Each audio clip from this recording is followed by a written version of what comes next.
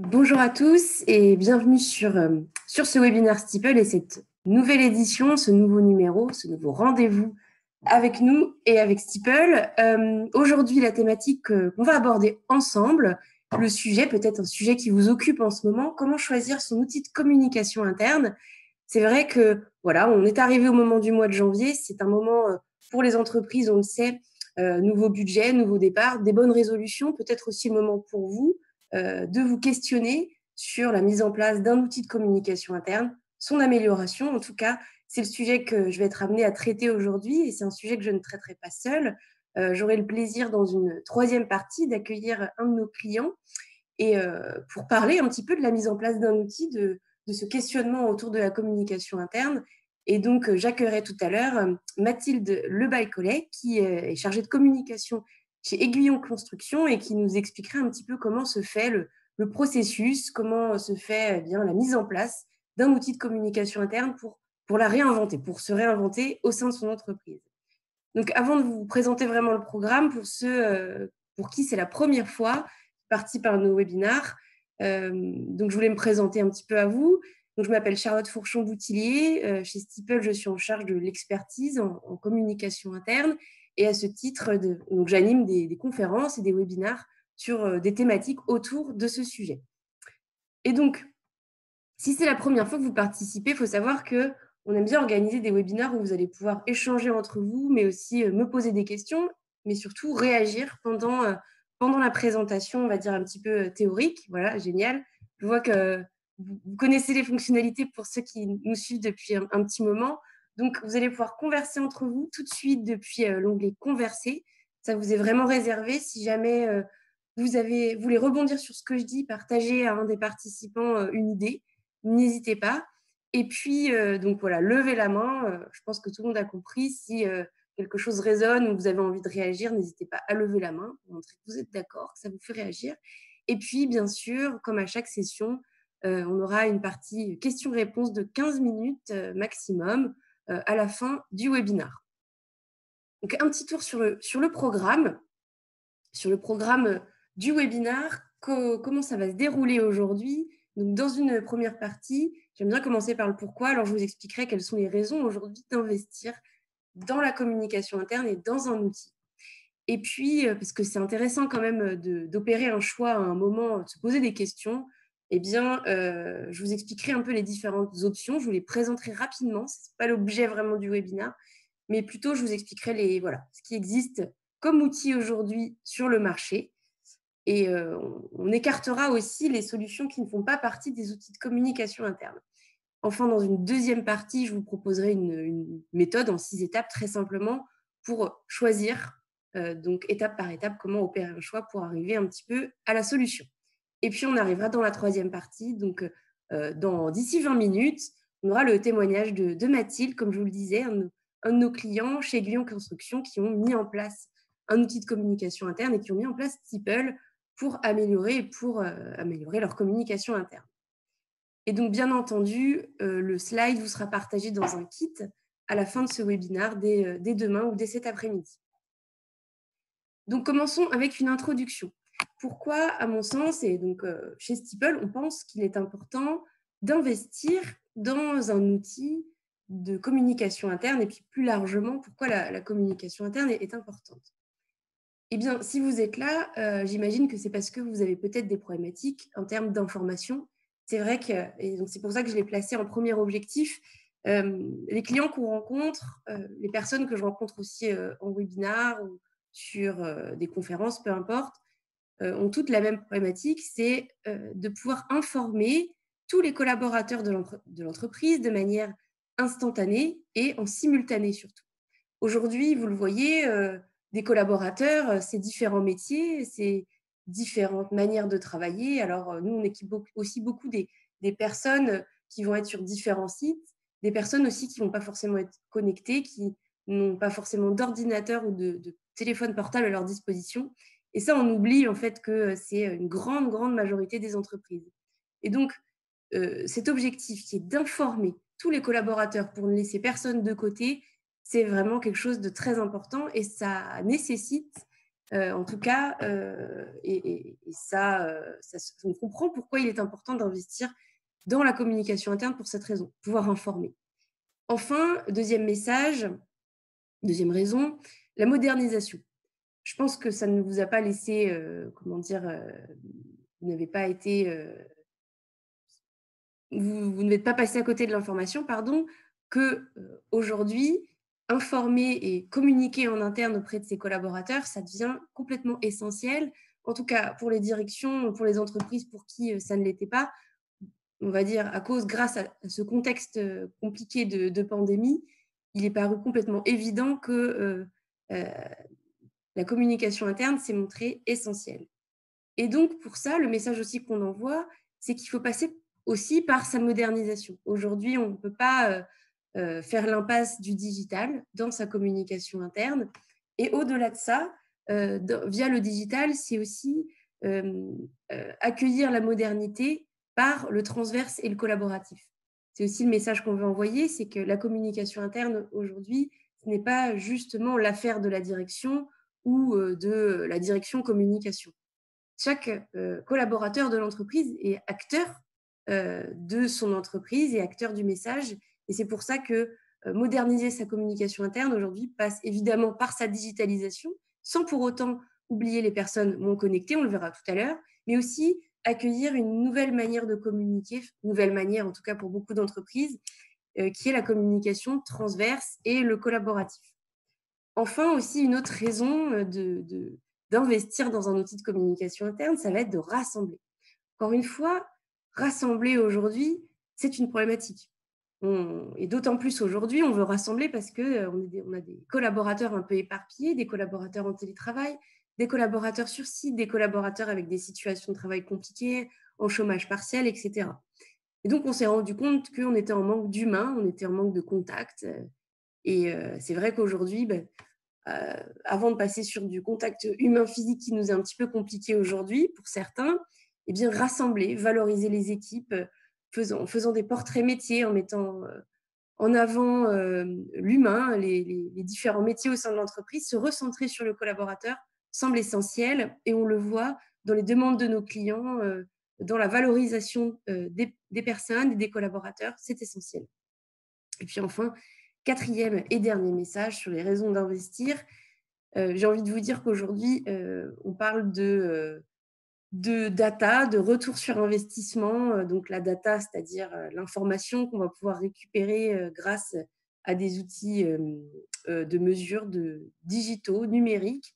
Eh bien, on ne peut pas faire l'impasse non plus, je pense, aujourd'hui sur la communication interne et c'est important aussi de se rendre compte que, on peut mesurer la communication interne autrement que par des retours, qualitatifs, donc des avis, on va dire des échanges, oraux entre, des managers, des collaborateurs. Maintenant, on peut mesurer, quantitativement la communication interne et donc ça passe justement par le digital parce que grâce au digital, vous allez pouvoir récupérer des données, quantitatives, mais aussi qualitatives sur l'appropriation, l'engagement de vos collaborateurs. On verra ça un petit peu plus tard, mais aujourd'hui, très simplement, vous allez pouvoir mesurer l'impact de votre communication interne. Un like, un commentaire, le nombre de vues sur des publications, c'est très simple aujourd'hui de calculer, de revenir vers votre direction et de dire: «Regardez à quel point ça a marché» ou «Regardez à quel point on a besoin de mettre en place de l'amélioration pour justement, améliorer les rapports dans l'entreprise et favoriser la communication interne». Donc voilà, je viens de vous donner les 4 raisons d'investir ou en tout cas d'envisager un outil et la communication interne autrement. Maintenant, on va pouvoir passer, voilà, rapidement avant de vous donner la méthode sur une première idée, je dis bien une première idée d'un comparatif sur les manières, de communiquer dans l'entreprise. C'est pour ça que tout de suite, en fait, je voulais vous donner des options. Peut-être qu'en fonction de votre budget, des premiers cahiers des charges, si vous en avez créé un, il existe des outils, hein, appelons-les comme ça, sur le marché, du digital, des outils, du numérique et aujourd'hui, qui n'a jamais entendu parler du réseau social d'entreprise, de l'intranet, peut-être aussi de l'outil de communication interne?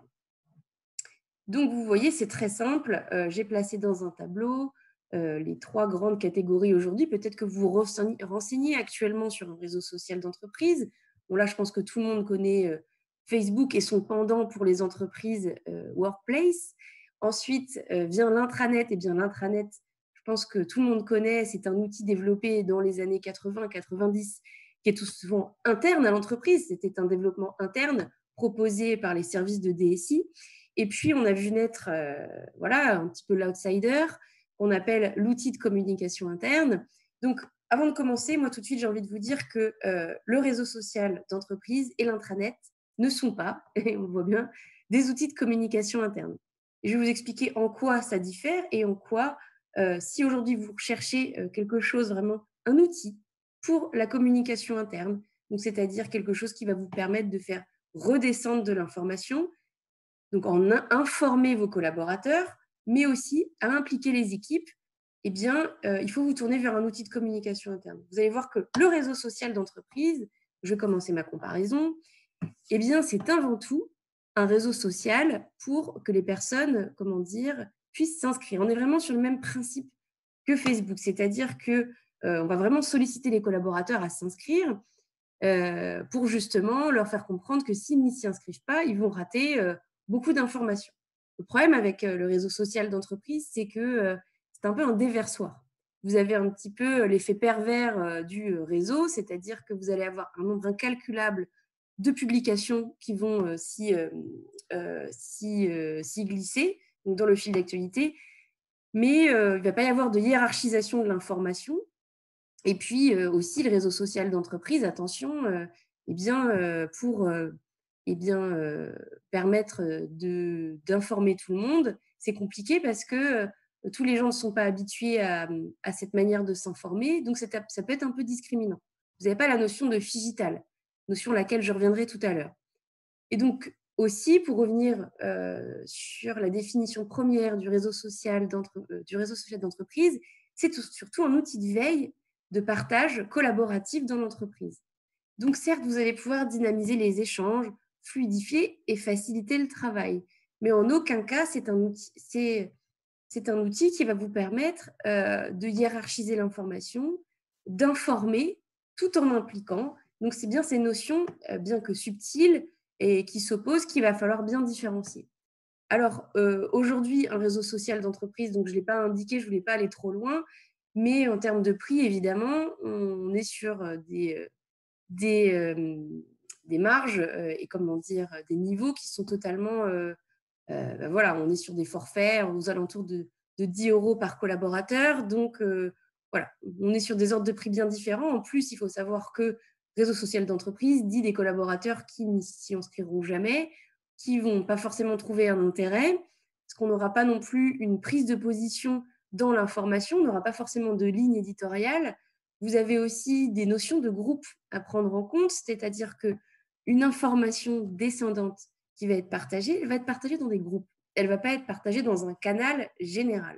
Donc, vous avez les groupes par équipe, en fait, si vous voulez, alors que sur des outils de communication, eh bien, vous avez un channel, un canal général où vont être partagées les publications eh bien, RH, communication, direction. Voilà, donc ça, c'est bien des informations à prendre en compte, la notion de groupe, la notion de hiérarchie de l'information et aussi la notion de figital pour les salariés qui vont être déconnectés. Peut-être que vous n'allez passer que par l'ordinateur ou que par l'application. Or, vous ne prenez pas en compte des populations qui vont être complètement déconnectées et qui n'ont pas l'habitude d'utiliser un ordinateur pendant leurs heures de travail. Enfin, je vais passer sur l'intranet. L'intranet, comme son nom l'indique, c'est un outil développé, une plateforme pluridisciplinaire développée en interne en général. Et il faut savoir aussi qu'un intranet, c'est un outil de travail. Un outil qui sert à optimiser le travail. Certes, parce que vous avez des modules et peut-être des outils de productivité. Et en aucun cas, vous avez aussi sur cet outil une unicité. C'est bien ça le problème. Je ne sais pas si certains d'entre vous, et je pense que oui, ont déjà utilisé un intranet dans leur entreprise ou ont déjà animé un intranet, mais quand on va sur un intranet, ça fait un petit peu peur. Il y a tellement de possibilités différentes, on s'y perd un petit peu. Et c'est en aucun cas un canal privilégié où on aime s'y retrouver pour échanger de l'information, connaître ses collègues et puis apprendre de l'information un petit peu différemment. Vous allez avoir aussi beaucoup de fonctions eh bien, de partage de documents. Vous allez rentrer des informations sur les services, mais en aucun cas, vous allez, voilà, encore une fois, être impliqué dans votre entreprise, apprendre à connaître vos collègues et puis être, en tant que collaborateur, être un petit peu acteur de la communication interne. Donc, si je reprends, on n'a pas forcément d'hiérarchisation de l'information ou alors elle est très complexe et en plus, on y inclut des outils de productivité, un petit peu comme Trello, où vous allez avoir des outils de gestion de planning. Et puis, on n'est pas sur un outil digital et encore, on n'est pas sur l'unicité de l'outil. Donc, ça le complexifie, on va dire. Voilà. Et puis, pour terminer sur les outils de communication interne, eh bien, ici, on va vraiment être sur un outil unique pour impliquer, pour informer les collaborateurs. Ici, on veut fluidifier et faciliter la vie au travail. Pour ça, un petit peu comme on fait chez Steeple, on a inventé des modules qui vont vous permettre de faciliter cette vie au travail, comme par exemple des modules sur les accidents, la sécurité au travail. On a aussi des modules sur, par exemple, comment animer la vie au travail avec des pronostics sportifs, des choses comme ça. On a des modules sur l'ancienneté, les anniversaires. On va également avoir des modules à des moments calendaires un peu importants de l'année, comme le calendrier de l'Avent, voilà, qui vont un petit peu vous permettre d'animer cette vie au travail. Des choses qu'on faisait à l'oral comme ça, souhaiter les anniversaires, se retrouver pour organiser un café, des choses comme ça. On a créé des modules autour de ça pour automatiser, permettre aussi aux personnes et qui vont gérer la communication de faciliter ce travail. Voilà. Donc, c'est un premier comparatif. Je voulais aussi vous communiquer que chez Steeple, on a des équipes qui sont en train de travailler sur tout un dossier thématique sur les outils de la communication interne qui vous permettront de rentrer plus dans les détails. C'est un premier comparatif pour vous donner des premières informations. Quelle est l'utilité d'un réseau social? Comment les différencier de l'intranet et de l'outil de communication interne? Voilà. Maintenant, je voulais passer aussi sur, et ça, je pense que ça va vous permettre aujourd'hui de vous poser les premières questions. Comment engranger un travail de recherche et d'amélioration de la communication interne par les étapes qui vont vous permettre d'opérer un choix. Donc voilà, c'est ces premières étapes que je voulais vous partager. Et avant de commencer aussi, deux messages à vous lancer, deux choses à savoir avant de vous lancer. Très important à savoir, c'est que chaque entreprise est unique et ce qui fait l'unicité, le caractère unique de chaque entreprise, ce sont ses collaborateurs. Et donc, c'est pour ça que l'outil s'adapte à vos collaborateurs et pas l'inverse. Encore une fois, je vous donne un exemple.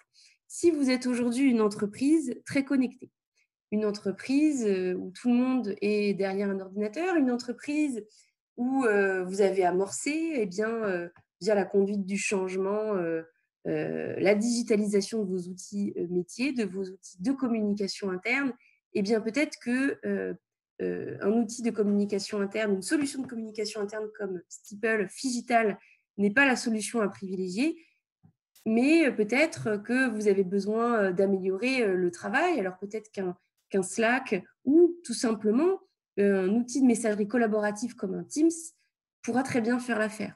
Ce que je veux dire par là, c'est qu'il ne faut pas forcer l'utilisation d'un outil parce que ce qui est sûr, c'est que si on vous vend un outil, si vous mettez en place un outil, mais qu'il n'est pas adapté à vos collaborateurs, on verra que au niveau de la courbe d'adoption de l'outil, qu'au début, peut-être, ça va monter, comme n'importe quelle animation de communauté, vous allez mettre des efforts au début, mais ensuite que ça va chuter parce que peut-être il n'y aura pas eu ce crush, cette adoption nécessaire pour que l'outil vive et survive dans le temps.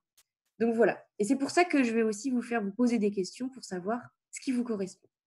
Et puis, en fait, le dernier message aussi à vous faire passer, c'est peu importe l'outil que vous prendrez, un outil digital, un outil de communication, un intranet, un réseau social d'entreprise, un Teams, un Slack. Si vous ne le faites pas vivre, si vous ne l'alimentez pas, s'il n'y a pas une équipe forte pour structurer, pour voilà, relancer un petit peu la machine quand, après une période de creux, eh bien, il est sûr que l'outil tombera en désuétude, qu'il ne sera pas utilisé, que ça se verra aussi, parce qu'on voit en fait quand un outil n'est pas utilisé, je peux vous dire en plus que ça fait du bruit. Et puis en plus, votre direction peut-être se détournera de l'outil ou ne verra pas l'intérêt de l'outil.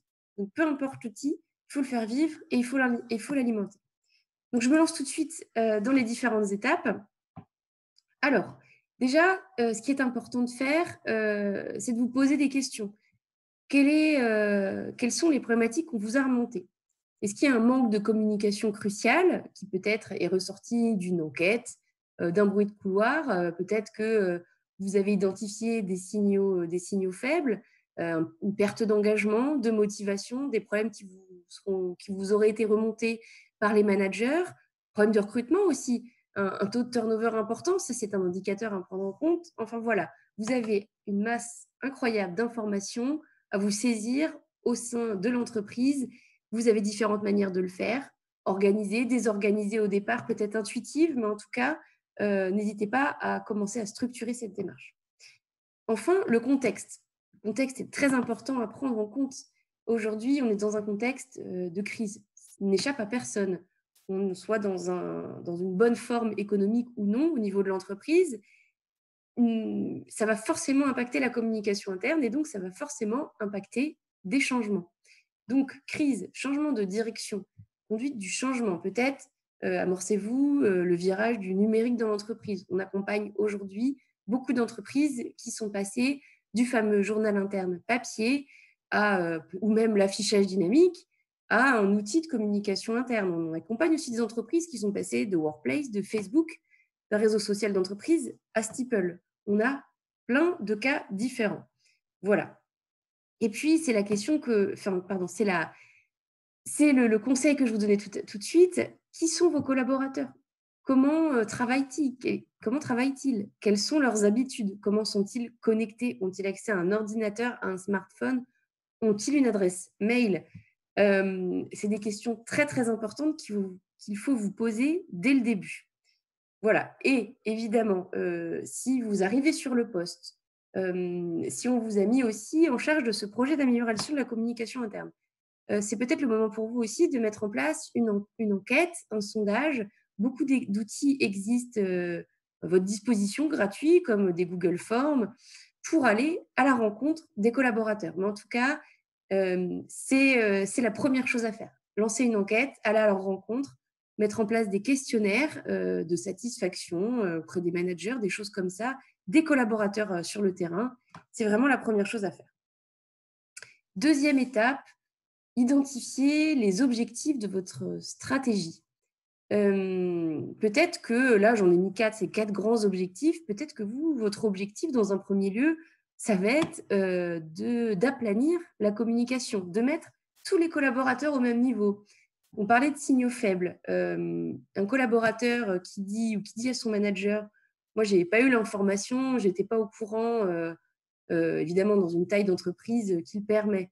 J'étais pas au courant que tel collaborateur était arrivé ou j'étais pas au courant dans mon équipe que tel collaborateur était arrivé. Ça, c'est un signe faible à prendre en considération qui répond à cet objectif d'informer.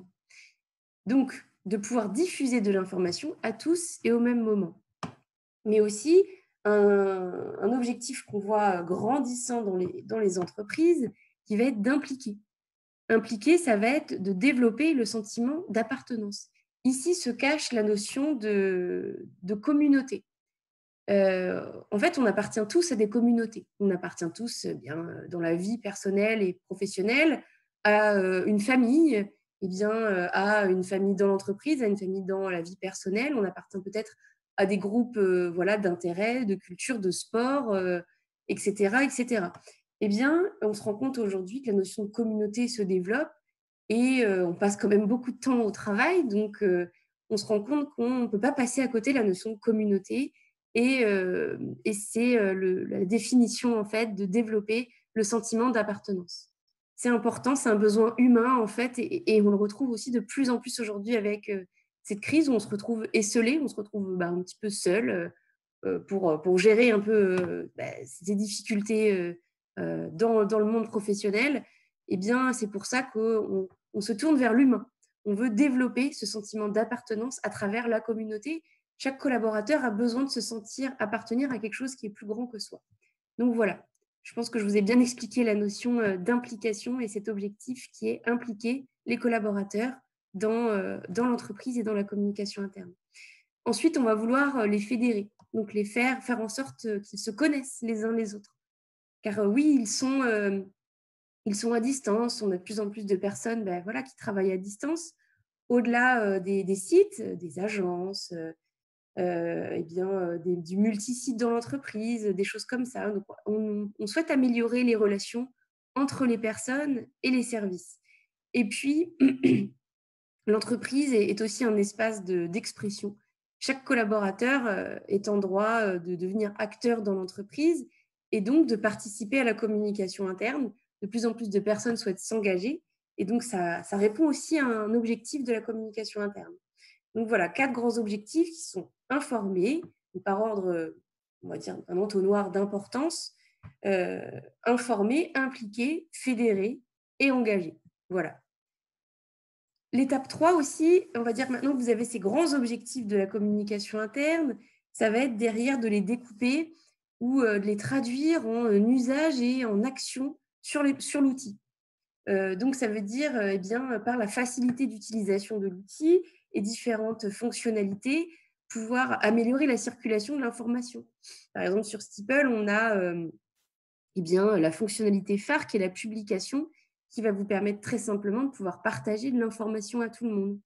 On a aussi peut-être l'opportunité de pouvoir favoriser les échanges et les discussions auparavant impossibles avec des populations qui étaient déconnectées, comme des personnes en production, des personnes très opérationnelles en fait, qui ne vont pas être très connectées. Donc nous, on va équiper des secteurs d'activité dans la grande industrie, dans l'industrie, dans le bâtiment, les travaux publics, des choses comme ça, des personnes qui auparavant ne pouvaient même pas échanger depuis une messagerie privée, par exemple. Et puis, on va pouvoir aussi permettre de développer les échanges spontanés ou directs qui n'existaient pas avant et raccourcir les circuits d'échange. Donc, ça veut dire moins de mails. J'en suis la preuve. Avant, je n'utilisais pas autant les outils de messagerie. Et donc, on utilise Steeple chez Steeple et on envoie beaucoup moins de mails et on a un gain de temps énorme. Et puis, voilà, comme je vous disais, on va aussi, c'est un point important, valoriser aussi les équipes à travers des portraits métiers. On veut aussi valoriser les équipes à travers la mise en avant des anniversaires d'ancienneté, de la promotion, des anniversaires, des événements en interne qu'on va pouvoir mettre en place. L'engagement des collaborateurs, c'est aussi mettre en place des outils nouveaux comme les boîtes à idées, les sondages qui vont vous permettre de récupérer aussi des avis. Des avis, c'est très important. C'est compliqué à récupérer si on n'a pas forcément d'outils ou d'outils simples pour récupérer des avis rapidement. Donc là, on a aussi des outils sondages qui vous permettent de récupérer tout ça. Et puis aussi, sur les interfaces de publication, vous allez avoir des likes, des commentaires qui vont vous permettre de mesurer la communication. Voilà. Donc, je passe rapidement pour vite arriver à la troisième partie. Et de manière générale, vous allez aussi vous poser des questions sur les fonctionnalités. Qu'est-ce que je veux comme solution? Est-ce que j'ai besoin d'un mode d'accès multicanal? C'est-à-dire, peut-être qu'une messagerie instantanée n'est pas suffisant pour moi. Il me faut un accès depuis des grands tableaux d'affichage tactile et dynamique, un petit peu comme on fait chez Steeple, parce que un accès depuis l'ordinateur n'est pas suffisant. Il va me falloir aussi une application, des choses comme ça. Enfin, vous allez aussi vous poser de la question de la personnalisation. Certes, on va pouvoir donner accès à un compte privé à chaque personne dans l'entreprise, mais peut-être qu'on va vouloir un petit peu personnaliser et donc il va me falloir une interface administrateur où je vais pouvoir choisir différents modules. Je vais pouvoir personnaliser avec mon logo. Je vais pouvoir créer des catégories. la hiérarchisation de l'information et sa structure, c'est un premier pas vers aussi l'amélioration de la communication interne. Un réseau social d'entreprise, par exemple, ne vous permet pas vraiment de hiérarchiser et de structurer l'information avec, vous savez, une information descendante, donc laisser place à l'information descendante tout en permettant le transverse. Et enfin, la question de la sécurité aujourd'hui, qui est une question fortement posée pendant les rendez-vous clients. L'hébergement est-il sécurisé? Quid de la RGPD, donc de la protection des données des collaborateurs? Voilà, des choses comme ça. Évidemment, la avant-dernière étape, la question du budget. Quelles sont vos contraintes? On a identifié voilà, 3 grandes contraintes. Sur le budget, peut-être, soit manquez-vous de budget, avez-vous peu d'implication de la direction, mais peut-être que ça découle aussi d'un mauvais calcul de l'impact de la communication interne. Si vous avez du mal à prouver que la communication interne est mauvaise et qu'il faut l'améliorer, c'est aussi peut-être parce que vous n'avez pas les moyens suffisants pour la mesurer. Donc, il est important aussi d'introduire des notions de retour d'investissement, de ROI de la communication et de ROE, de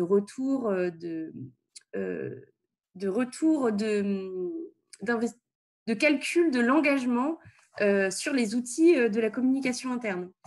Et puis, la notion du temps aussi est importante d'en prendre en compte. Où est-ce que vous en êtes de votre projet? Est-ce que c'est le bon moment? Évidemment, les notions de budget ici rentrent en compte, mais peut-être que vous êtes aussi dans un moment où la digitalisation est naissante et qu'il vous semble encore un peu compliqué, que ce soit d'un point de vue de la direction ou des collaborateurs, pour mettre en place un outil même digital où chaque collaborateur devra peut-être voilà, prendre connaissance de tout un univers digital et numérique pour avoir accès à l'information. Voilà, c'est beaucoup de notions autour du budget, du temps et évidemment, peut-être que votre direction, votre DSI aura des directives sur les fonctionnalités de la solution, les modes d'accès, les modes de connexion pour connecter directement les collaborateurs avec une fonctionnalité qu'on appelle SSO. Peut-être aussi souhaitez-vous une intégration avec d'autres outils. Peut-être avez-vous déjà une connexion des outils métiers autour de Microsoft ou de Google. Peut-être souhaitez-vous vous connecter, pouvoir intégrer ces outils-là directement. Enfin, voilà. Et puis, pour terminer là-dessus, et puis pour passer la parole à Mathilde, très rapidement, tout de suite, des critères de choix. Moi, j'ai voulu vous partager aussi les critères par ordre d'importance voilà, des différentes personnes que l'on rencontre. Le prix est un critère de choix évidemment très important. Viennent ensuite les fonctionnalités. Et puis, ne l'oublions pas, on n'en a pas parlé avant, mais l'accompagnement et le support. Certes, avoir un outil, c'est bien, mais ne pas savoir comment s'en servir, ne pas être accompagné aussi sur les nouvelles démarches dans la communication interne, être un peu novice sur comment mettre en place une stratégie de communication interne, comment motiver ses ambassadeurs, comment se servir de la plateforme. Ça, c'est des questions qui sont très importantes et des questions à prendre en considération. Et puis, comme je vous le disais aussi, la compatibilité avec d'autres outils. Voilà, j'en ai terminé sur ces étapes, ces 6 étapes pour comment choisir son outil. Évidemment, vous retrouverez ça dans le kit replay pour un peu plus de recherche et pour creuser un peu ce sujet. Et puis là, je vais passer la parole tout de suite à Mathilde qui va vous témoigner voilà, du cas de son entreprise Aiguillon Construction et comment, grâce à la mise en place d'un outil de communication interne comme Steeple, ils ont pu, chez Aiguillon, se réinventer et réinventer la communication interne au sein de l'entreprise. Mathilde, je vous passe la parole. Voilà. Bonjour Charlotte, bonjour à tous. Bonjour Mathilde, merci en tout cas de nous faire le plaisir d'intervenir sur un de nos webinaires. On est ravis. Alors, expliquez-nous un petit peu cette nouveauté, comment ça s'est passé, cette mise en place de ce projet. Qu'est-ce qui se passe en ce moment chez Aiguillon Construction? Expliquez-nous un peu tout ça. Alors déjà, donc je travaille au service communication d'Aiguillon Construction, qui est une ESH, une entreprise sociale pour l'habitat. À ce titre, nous assurons la gestion de logements sociaux, la construction de nouveaux programmes immobiliers et la réhabilitation de notre patrimoine existant. Notre entreprise est constituée d'à peu près 260 collaborateurs répartis sur plusieurs territoires. Nous avons notre siège à Rennes, qui compte une centaine de collaborateurs et 8 agences qui sont situées sur 4 départements en Bretagne et en Loire-Atlantique et qui accueillent, elles, environ 20 collaborateurs. Donc, partant de ce constat-là, par rapport à notre entreprise, notre projet a été d'intégrer un nouvel outil de communication interne pour communiquer auprès de chacun de nos collaborateurs. Et ce souhait d'intégrer ce nouvel outil a été quelque peu accéléré par le contexte sanitaire que nous avons tous connu.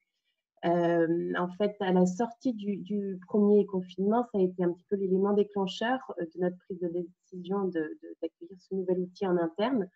Et nous avons mis en place Steeple le 15 octobre 2020, soit 15 jours avant le second confinement. Vous avez été bien inspiré Oui, de on mettre. a choisi le bon moment. C'est une réflexion qui avait déjà été prise par ma direction et la directrice communication d'Aiguillon Construction depuis déjà quelques temps. Mais voilà, là, le contexte a fait accélérer les choses et ne vous répond pas. En fait, pendant le confinement, on est parti sur deux constats. Dans le cercle professionnel comme personnel, on a fait évoluer nos manières de communiquer. On ne se voyait plus en présentiel, du coup, nous avons davantage communiqué par visio, email ou téléphone. Et au sein d'Aiguillon Construction, assez rapidement, nous avons mis en place des rendez-vous par email hebdomadaires. Donc le lundi, c'est notre direction générale qui prenait la parole. Le mercredi, je ne sais plus, c'était les ressources humaines. Et le vendredi, la communication qui mettait en place des challenges internes par email pour fédérer nos collaborateurs malgré la distance. Et sorti du confinement, voilà, on avait du coup des enjeux de communication interne assez forts et nous voulions maintenir ce lien entre collaborateurs, le pérenniser. Et cela où que nous soyons, en agence, au siège, en bureau ou en déplacement, ou même en télétravail si un confinement revenait. Nous voulions aussi communiquer différemment, innover dans nos manières de communiquer, bousculer nos habitudes. Nous avions pour habitude de communiquer via un journal interne, par des mails tout collaborateurs, évidemment des événements internes, mais qui, dans un contexte sanitaire particulier, devenaient un peu compliqués à organiser. Et donc voilà, l'installation de Steeple s'est faite parce que nous souhaitions avoir un canal unique pour communiquer l'ensemble de nos messages auprès de nos collaborateurs, mais sur lequel nos collaborateurs pouvaient aussi recevoir ces infos, mais en donner aussi, donner de l'actualité de leur métier, tout en pouvant également interagir entre collaborateurs. Donc, si je comprends bien, vous êtes passé un petit peu à cause de ce confinement, vous vous êtes rendu compte que le journal interne, eh bien, qui était, et les mails hein, évidemment, mais on va dire le canal principal de lien, de communication n'était plus suffisant parce que vous étiez de plus en plus à distance finalement. Tout à fait. Et puis alors pendant le confinement, faire appel, le premier confinement en tout cas, faire appel à des imprimeurs était compliqué. Enfin voilà, toute la société a été un petit peu stoppée. Donc oui, les mails ont été un moyen de communiquer avec nos collaborateurs, mais voilà, on voulait aller un petit peu plus loin. Et ça a été l'occasion justement de partenariat avec du coup Steeple. Oui. Par rapport au déploiement, donc ça a été un travail un peu de longue haleine entre la sortie du premier confinement et le second et le déploiement. On a d'abord voilà, fait un peu un état des lieux de nos besoins, mis en place l'installation de nos écrans. Et en fait, par rapport au lancement, il a eu lieu le 15 octobre. Et on a eu la chance de faire notre lancement lors d'une convention d'entreprise qui a été donc dématérialisée.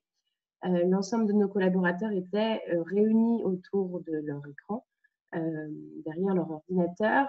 Notre convention s'est passée sur les plateaux de Rennes TV. Et on a eu la chance que notre direction générale nous accompagne dans ce déploiement, car ils ont annoncé lors de cette convention d'entreprise l'arrivée de ce nouvel outil en direct. Donc les plus ont vraiment été qu'à la fin de cette convention, l'ensemble de nos collaborateurs étaient au courant du lancement de Steeple en interne. Et nous, ça nous a permis, à la sortie de la convention, d'envoyer un mail à tous nos collaborateurs pour les inciter à s'inscrire et à allumer les 11 écrans que nous avions dispatchés sur nos agences et au siège. Voilà, qui s'allumait enfin après un teasing que nous avions mis grâce à un compte à rebours pour susciter l'intérêt et la curiosité de nos collaborateurs. Donc, c'était vraiment au niveau de la stratégie de lancement, vous aviez vraiment amorcé une réflexion sur comment optimiser ce lancement, accorder une place importante eh bien, à cette nouvelle manière de communiquer, à l'arrivée de l'outil. Donc, j'imagine aussi que dématérialiser, en tout cas, faire une convention digitale, c'était aussi un pari. C'est assez intéressant. J'aimerais bien que vous, un prochain webinaire, peut-être, vous nous expliquiez un peu aussi comment eh bien, digitaliser sa convention. Je trouve que c'est vraiment c'est une bonne pratique et un beau projet. Et j'imagine que annoncer aussi le lancement de Steeple à un moment aussi important qui rassemblait tout le monde, j'imagine, a permis d'avoir un maximum d'adhésion. Ça s'est passé comment ensuite, la suite? L'organisation de la convention a été gérée par ma directrice, Sophie Goujon, qui en un temps assez record a du coup déployé cette convention dématérialisée. Ça a donc pour l'entreprise été un événement fort parce que unique dans un contexte particulier où d'habitude chaque année on se retrouve tous ensemble dans un même lieu. Là, voilà, la transmission des messages forts d'entreprise se sont passés sur une convention. Oui. L'ajout de ce message de l'arrivée de Steeple était vraiment un bonus, que ce soit fait auprès de l'ensemble de nos collaborateurs en une seule fois et au même moment. Donc ça a vraiment été positif. Et puis voilà, encore une fois, l'appui de notre direction générale a été très importante dans la mise en place de ce nouvel outil. Et puis vous l'évoquiez tout à l'heure, le contexte sanitaire a été compliqué aussi par rapport au déploiement de nos écrans, par exemple. Oui. On a installé un kit désinfectant, des stylets tactiles pour que les gens soient pas freinés à l'utilisation de l'écran. Mais on ne va pas se cacher, le contexte fait qu'on a peu d'utilisation aujourd'hui de nos écrans. On espère que ça s'améliorera quand on aura un 100% retour en présentiel. Et puis, vous l'évoquiez également, les quelques difficultés qu'on a pu avoir, vous en parliez, c'est le sujet sur l'accompagnement avec Steeple sur la RGPD qui, pour nous, était très important. L'arrivée de ce genre d'outils suscite évidemment auprès de la direction, mais surtout auprès de nos collaborateurs quelques craintes. Donc voilà, ça c'était un sujet qu'il a fallu aborder avec précision et qui a mis un petit peu de temps avant qu'on puisse vraiment se mettre d'accord et rassurer chaque partie prenante. Donc ça a fini par être un succès. Et donc aujourd'hui, c'est un sujet qui a été dépassé. C'est vrai que ça fait partie de cette fameuse transition numérique au niveau des outils, mais finalement, rien n'est impossible. Non, tout à fait. Tout à fait.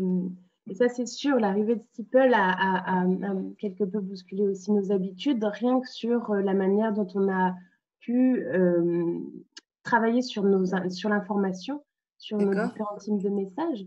On a fait évoluer l'organisation de nos messages. Plus de journal interne, plus d'emails, il a fallu plus d'événements physiques puisqu'on ne se retrouve plus. Donc, organiser tous nos messages importants via un seul canal. Il nous a fallu du coup faire un inventaire de l'ensemble des des informations à transmettre. Et on a organisé nos messages en contenu.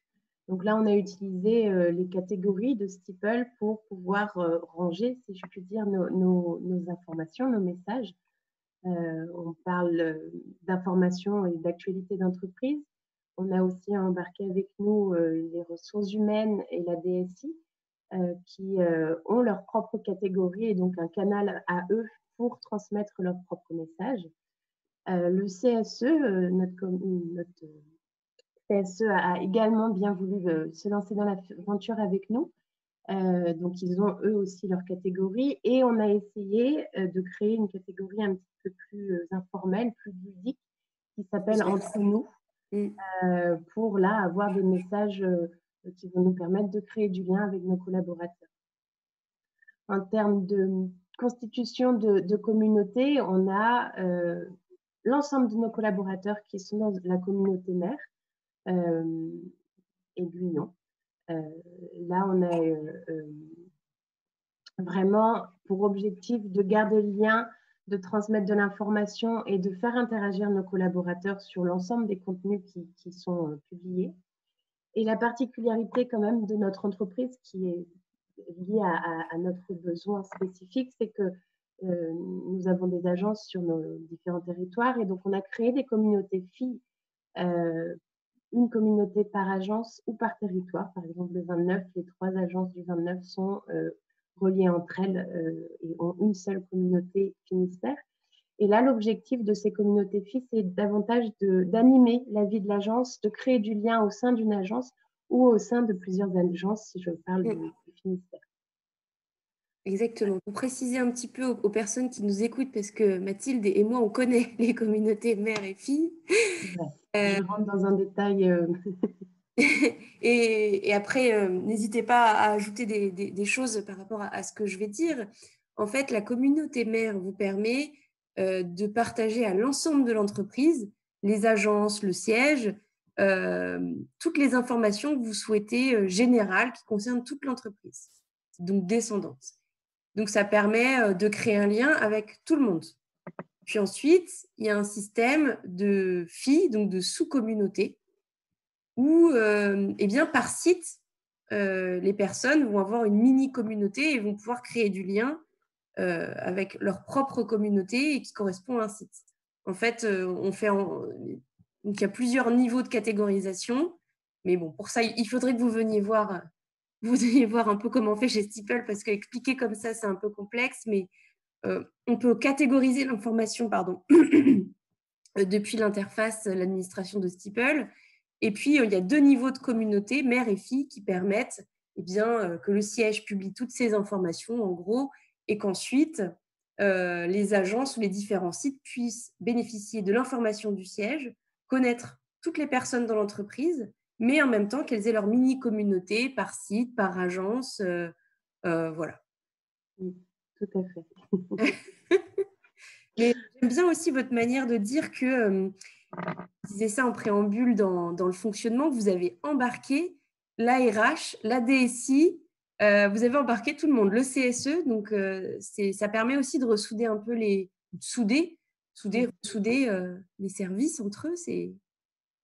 Ça a été important et je rajouterais aussi une autre catégorie de personnes qui sont nos ambassadeurs, c'est-à-dire que pour animer nos communautés, on a créé un groupe d'ambassadeurs, de personnes qui étaient au courant, étaient dans le secret de ce déploiement du nouvel outil comme interne et qui nous ont accompagnés et qui nous ont aidés à accompagner le changement aussi en entreprise et surtout à animer nos communautés, notre contenu. C'est eux aussi qui nous permettent aujourd'hui de lancer les likes, les commentaires quand il y a une publication.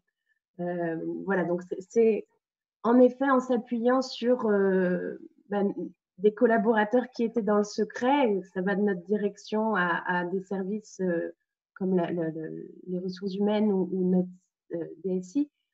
Voilà, c'était vraiment partir dans l'aventure de ce nouvel outil de communication interne avec des alliés pour pouvoir voilà, déployer auprès de l'ensemble de nos collaborateurs un outil qui serait au plus à propos par rapport aux besoins de nos collaborateurs.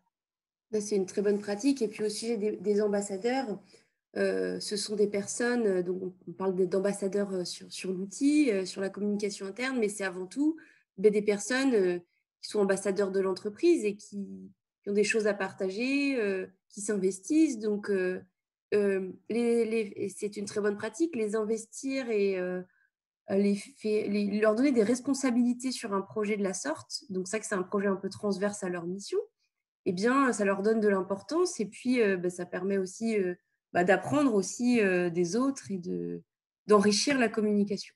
Tout à fait, ouais. Alors justement, Mathilde, est-ce que vous pourriez nous parler un peu aussi des chiffres? Parce qu'on parlait mesure de la communication interne, ROI.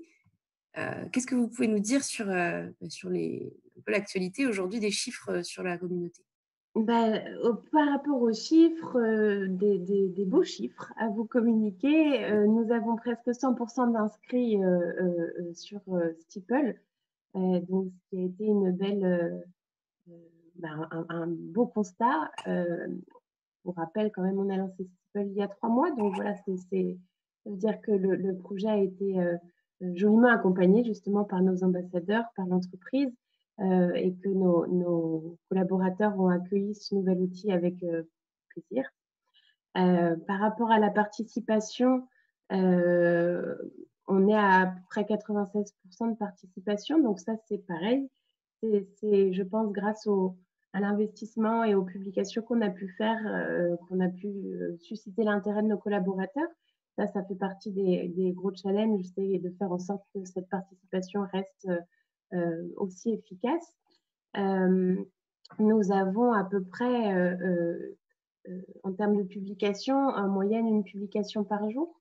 Donc ça aussi, c'est plutôt positif, avec des journées où on a presque trop de publications. On aimerait ne pas noyer l'information.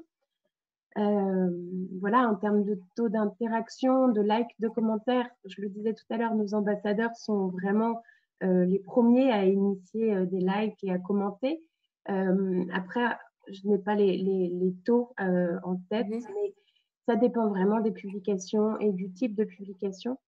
Ce qui a tendance à me rassurer, c'est qu'une vidéo d'information, par exemple, publiée sur Steeple ne va pas forcément être likée ni commentée. En revanche, grâce à YouTube, je vois le taux de visualisation et là, je me dis, voilà, en fait, j'ai pu faire passer mon message auprès d'un nombre suffisant de collaborateurs, enfin suffisant, un nombre pertinent de collaborateurs. Donc voilà, côté interaction, c'est un vrai challenge d'essayer d'animer ces communautés grâce à du contenu. Et justement, quelles sont les publications qui fonctionnent le mieux? Qu'est-ce qu'il y a Alors, pour les publications qui ont fonctionné, j'aurais tendance à dire que les vidéos ont souvent un bon succès. On a mis en place des focus sur un sujet d'entreprise, un métier ou un projet qui permettent à l'ensemble de nos collaborateurs de rentrer vraiment dans le détail d'un projet dont il a certainement entendu parler, mais là, on rentre vraiment dans du concret. On a aussi des revues de presse qui sont publiées et là, je pense que ça permet aussi de rendre compte de ce qui, nos retours presse, on parle de notre entreprise, donc il y a une certaine fierté d'appartenance qui arrive aussi. Tout à fait, oui. Je ne vais pas vous cacher que l'animation, le CSE a fait une chouette animation avec le calendrier de l'Avent. Et donc là, on a eu beaucoup de participation, de likes et de commentaires parce qu'à la clé, il y avait un tirage au sort avec des cadeaux. Donc ça aussi permis. Vous avez mis en place le module calendrier de l'Avent. Tout à fait. Et là, tout récemment, ils ont fait un concours galette des rois pour tirer au sort la plus jolie galette des rois avec voilà. Donc ça a pas mal fonctionné. Et puis après, voilà, les sondages qu'on a pu mettre en place pour le choix de notre nouvelle identité sonore pour la téléphonie, ça a fonctionné. Des beaux retours aussi sur l'information de l'endroit où on travaille, donc la vie de l'agence ou la vie du siège, une coupure d'eau, un changement de porte d'entrée. Voilà, c'est des informations sur le quotidien de notre vie au travail. Donc ça a aussi beaucoup de succès et je pense que l'information passe mieux que quand elle arrivait par mail, dans un flot de mails. En plus, on peut mettre des photos, voilà, on peut aussi imager la communication avec des médias. Vous parliez de la vidéo qui rencontre un franc succès.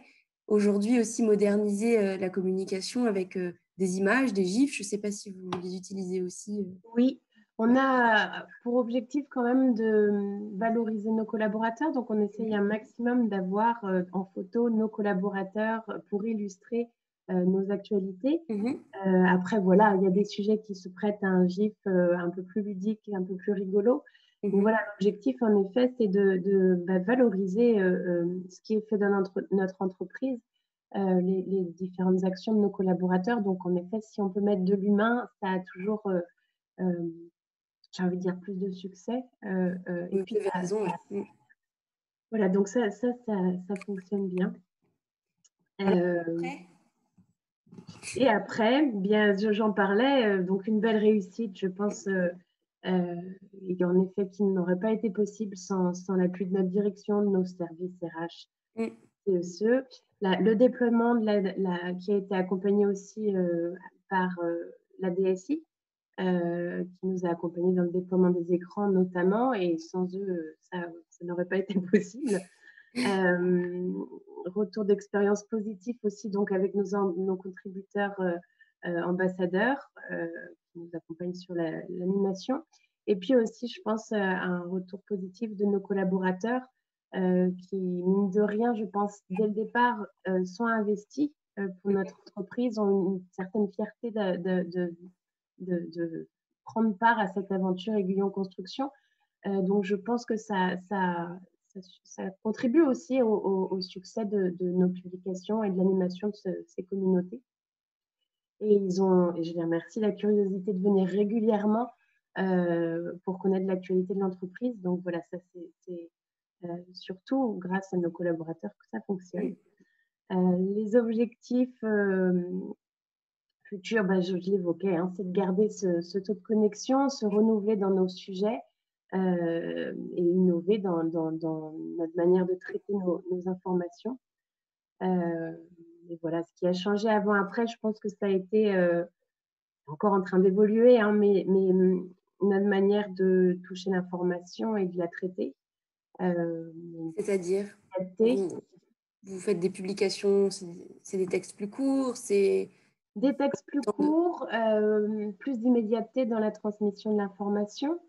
Bien que ça ne nous empêche pas de traiter des sujets froids et des sujets de fond, mais ça, je pense que ça fait un petit peu évoluer notre organisation et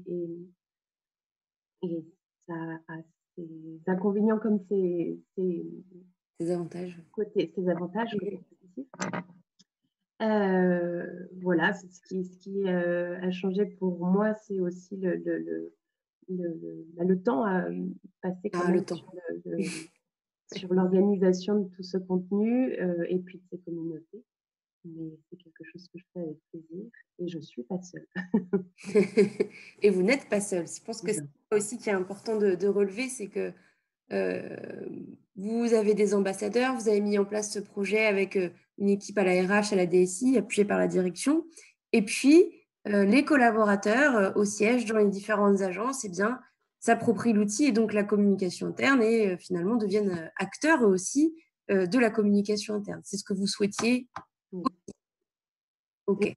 Encore, voilà, de belles choses à construire avec eux et des évolutions à faire. Donc voilà, bon.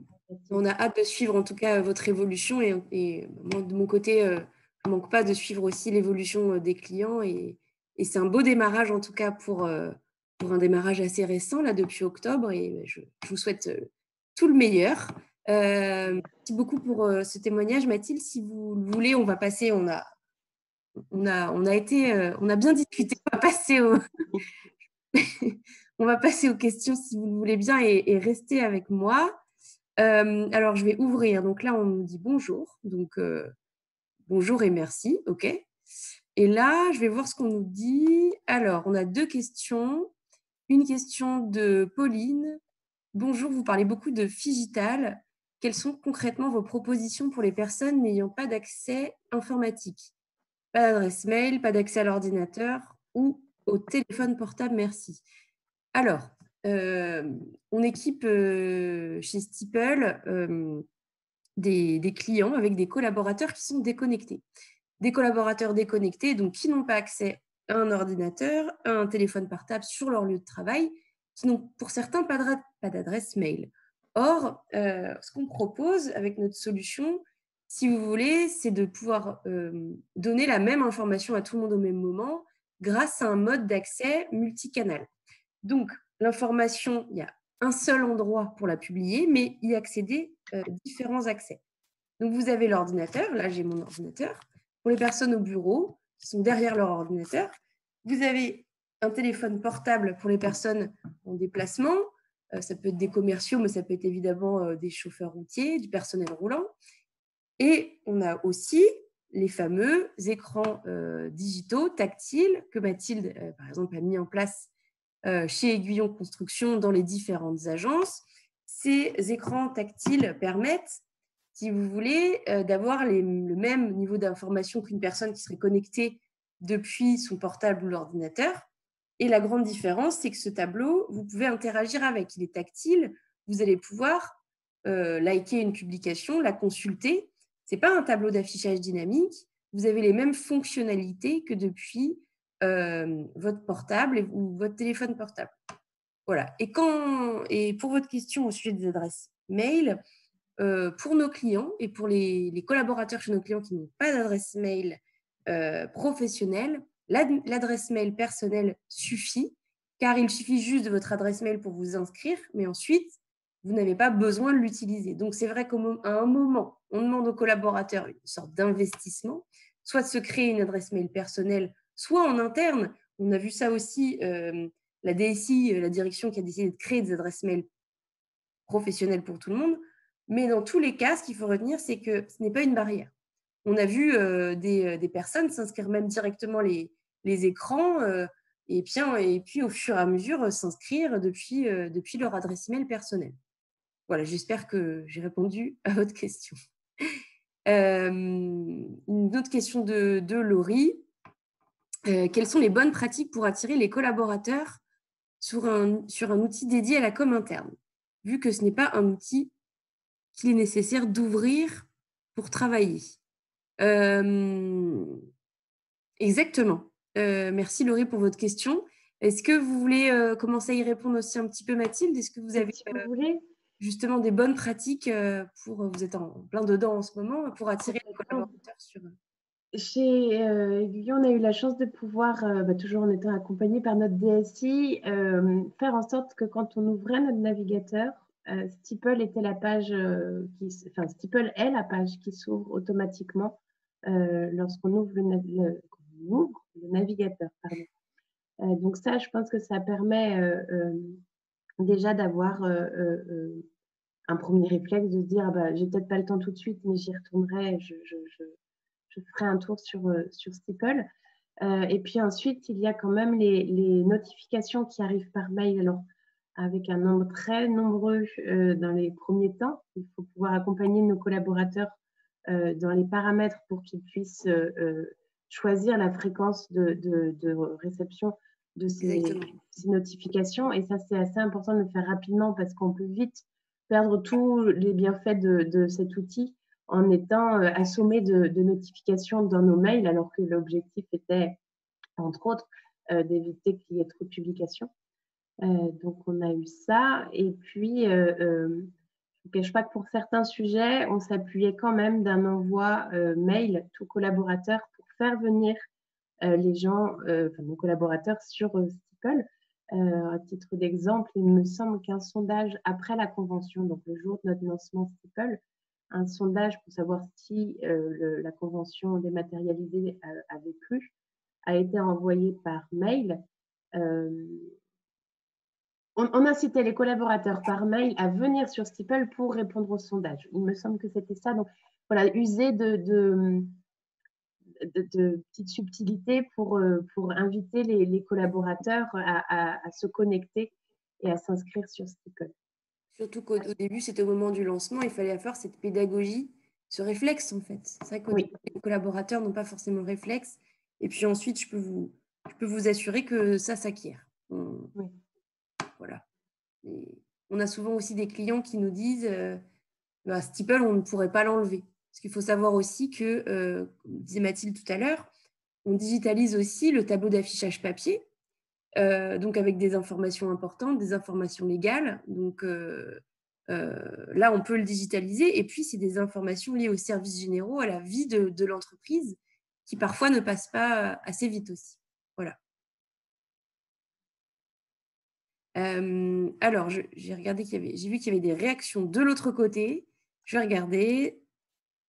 Alors, on a des questions. Une question d'Alice. Bonjour. Bonjour, une remarque. Visiblement, l'étape 1, enquête sondage, n'a pas été menée par Aiguillon et pourtant le succès est au rendez-vous. Peut-on ne fonctionner qu'à l'intuitif ou est-ce déconseillé? Après, je ne sais pas, Mathilde, comment ça s'est passé? Vous aviez peut-être mené des enquêtes? Comment? Expliquez-nous. Enquête, sondage, non, on s'est pas lancé là-dedans. Après, ma directrice communication avait quand même une bonne connaissance de son entreprise Oui. et des pratiques. Donc, on ne s'est pas lancé de manière intuitive totalement, puisqu'il y a quand même, on a pu partager avec plusieurs collaborateurs leur ressenti et selon eux, comment il fallait qu'on y aille. Mais voilà, la connaissance de notre entreprise et de notre fonctionnement était quand même présent. Donc, ce n'était pas un coup de poker. On a quand même accompagné l'arrivée de cet outil. Après, en effet, une enquête, un sondage, je pense, peut être un bon levier pour même plutôt pour soi se rassurer sur le fait qu'on va dans la bonne direction. Tout à fait, oui. Là, je vous avoue qu'entre deux confinements, on y est quand même allé. Et voilà, c'était un sujet qui était déjà réfléchi quand même depuis quelques temps. Donc, une analyse de nos besoins qui avait été faite quand même en amont, même sans passer par l'enquête ou l'outil. Peut-être directement des remontées des responsables d'agence, de vos managers qui vous ont aussi fait état des demandes des collaborateurs. Donc voilà, c'est ce que je vous disais aussi, Alice, au début, les signaux faibles, c'est-à-dire peut-être des choses qu'on ne voit pas ou qui ne sont pas dites. Après, je ne l'ai pas précisé, mais quand vous avez des remarques, et c'est franchement les remarques les plus précieuses, qui émanent directement des collaborateurs, ce qui est plus rare, ce n'est pas toujours facile de s'exprimer et de donner des critiques, parce que c'est un petit peu ça, hein, de dire faudrait améliorer la communication interne. Quand elles viennent directement des collaborateurs et non pas des managers ni de la direction, c'est vraiment aussi des feedbacks, des retours à prendre en compte parce qu'ils sont très précieux. Donc, si vous avez les managers qui peuvent être au contact de leurs collaborateurs, qui peuvent vous faire ces remontées, plus la mise en place d'un sondage, de différents sondages, d'une enquête, c'est une bonne manière d'appréhender et d'amorcer ce virage.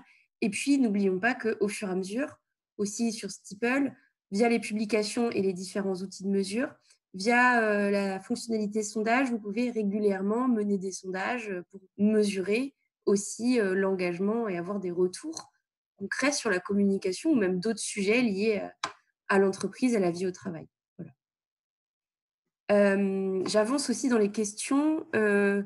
Voilà, j'espère que j'ai répondu à votre question, Alice, qu'on a répondu à votre question, Alice. Une question de Virginie. Bonjour, vous parlez d'utiliser une adresse mail personnelle de collaborateur pour les personnes non connectées. Quelles précautions RGPD faut-il prendre? Alors, je ne vais pas rentrer dans trop de détails sur cette question-là, mais dans tous les cas,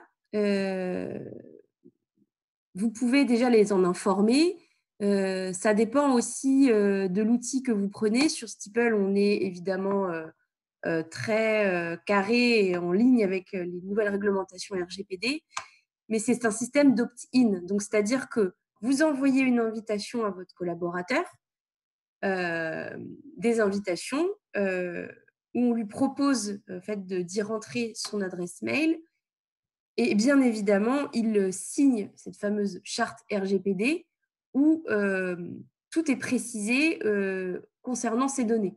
On va lui, si vous voulez, on va lui demander au préalable l'autorisation RGPD, si vous voulez. Donc, il n'est pas piégé. Il peut très bien ne pas créer, si vous voulez, son compte.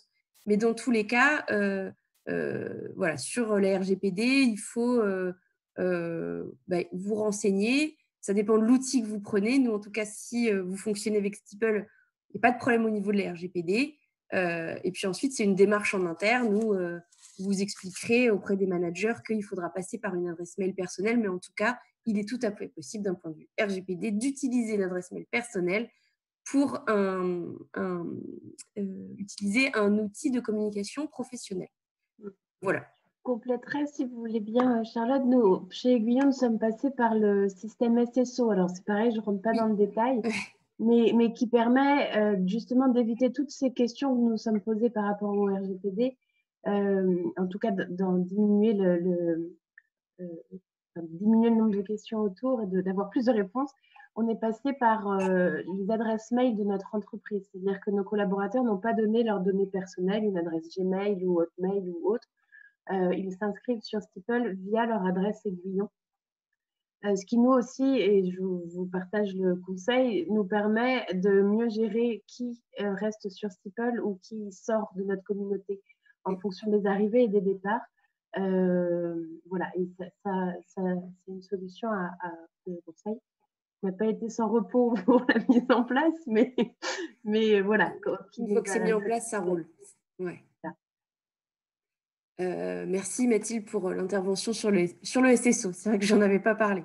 Je suis pas la professionnelle du produit, mais ouais, il y a une fonctionnalité qu'on a développée par notre équipe de développeurs et produits sur le SSO et qui facilite grandement la vie et l'intégration via en fait la synchronisation des annuaires de l'entreprise pour la mise en place de Steeple et la gestion des membres au quotidien. Voilà.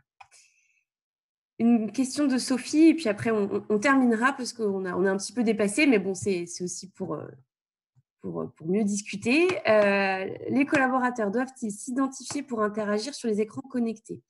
En clair, comment savoir qui est un tel, qui participe? Doit-on se connecter systématiquement après un message ou un like sur un écran connecté?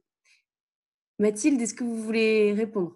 Oui, alors sur les écrans, ça fonctionne avec chaque collaborateur a la possibilité de créer un code à 4 chiffres, ce qui lui permet, s'il a envie de liker ou de commenter une publication via l'écran, de le faire en son nom.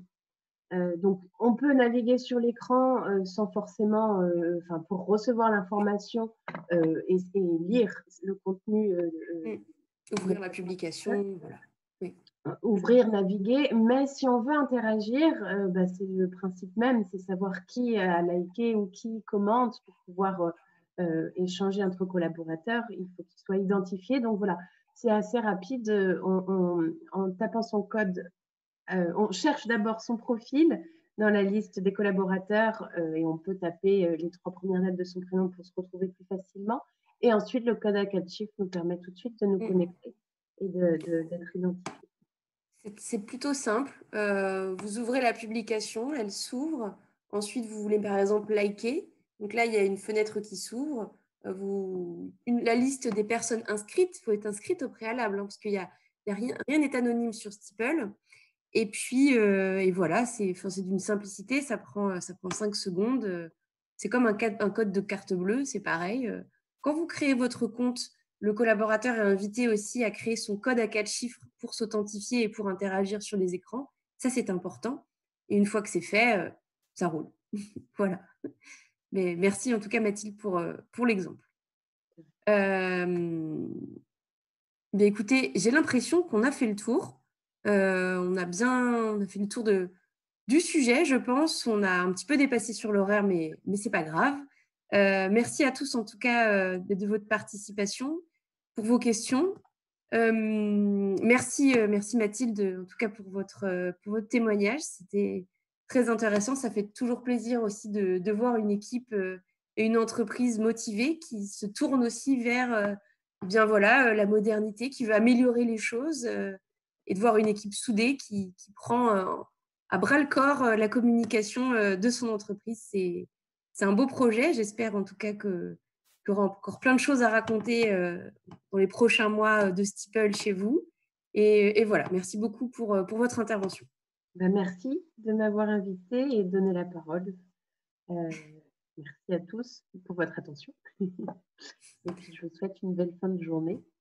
Merci Mathilde. Merci à vous aussi. On se retrouve eh bien, très, très prochainement. On se retrouve même, je crois, le 28 janvier prochain, donc jeudi prochain, pour un prochain webinaire avec Steeple et Happy to Meet You. Nous serons un petit peu l'invité d'Happy to Meet You.